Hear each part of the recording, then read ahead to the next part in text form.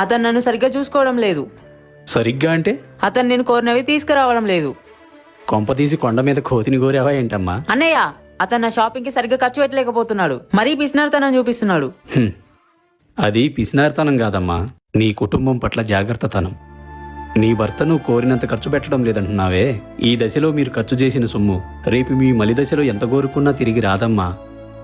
నీలాగే చాలా మంది భార్యలు భర్త ఆలోచన అనుసరించకుండా నాకు అది కావాలి ఇది కావాలని చెప్పి పొద్దస్తమానం భర్తను చంపుకు తింటుంటారు. అయినా సరే ఓపికతో తట్టుకుంటున్నారమ్మా కొంతమంది మంచి మనసున్న భర్తలు.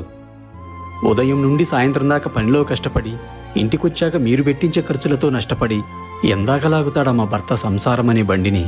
నీ దృష్టిలో ఖర్చు పెట్టలేనివాడు భర్త కాకపోవచ్చు, కానీ నా దృష్టిలో ఆ ఖర్చును అదుపులో పెట్టేవాడే భర్త, నిజమైన భర్త. నువ్వు కూడా సోకుల మీద ఆరాటం తగ్గించి సంసార బాధ్యత మీద ఆలోచన పెట్టమ్మా.